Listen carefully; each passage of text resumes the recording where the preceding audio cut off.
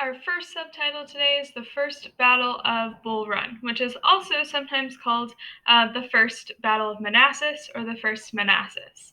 The reason that this battle has two names is actually because it's named differently by the Union and the Confederacy.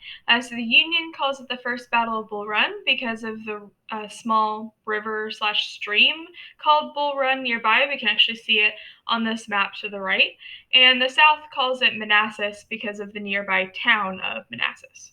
So, either way, it is the same battle, and it occurs on July 21st, 1861. And yes, there are multiple battles of Bull Run or Manassas. That's why it's called the first one. This is also the first major battle of the war. Fort Sumter was kind of a battle, but there were no casualties, and it was over really quickly. It was more of a skirmish, really, than a battle.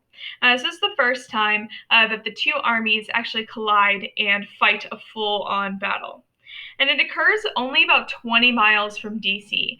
So the Union's actually getting very, very nervous that DC is going to be taken over by the Confederacy. Because remember, DC was created from land from Maryland and Virginia. Virginia seceded and Maryland did not, which means that DC is technically in the Union, but it's bordering on the Confederacy, which is a dangerous place to be. So DC is constantly kind of on the verge of being taken over. Nevertheless, Lincoln spends most of his time in DC throughout the war. So, it's fought very close to DC, and everyone actually expects this to be a very quick victory. The Union drastically outnumbers the Confederacy. They have 35,000 versus about 22,000 Confederate soldiers.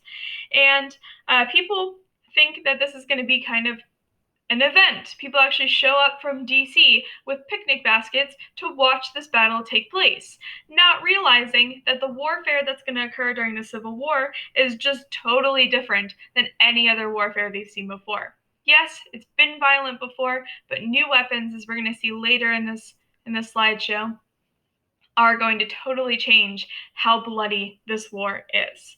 And from the start, this battle is a bloodbath. No one really has any uniforms at this time, so everyone's kind of wearing their state uniforms or whatever they can scrounge up.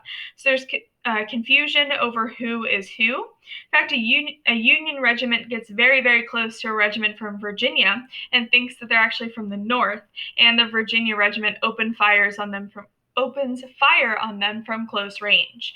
So you can see kind of how confusing this battle is. Think like the haze of the smoke and all the people and the yelling. You don't know who's who. You don't even know who's on your side. So several times, both sides start to retreat. The southern retreat is halted by Thomas Jackson, who tells the men to stand like a stone wall. And that earns him his nickname, Stonewall Jackson. The Union, though, eventually goes into full retreat, except for Sherman, W.T. Sherman's regiment. But the lead general, who's actually not McClellan at this time, takes the blame and then is replaced by McClellan after this battle. But most importantly, everyone learns that this is going to be a long and bloody war. And it's not going to be over as quickly as they think it will, even though some people still think this is like max a year. It's not. This war is going to be a gruesome one.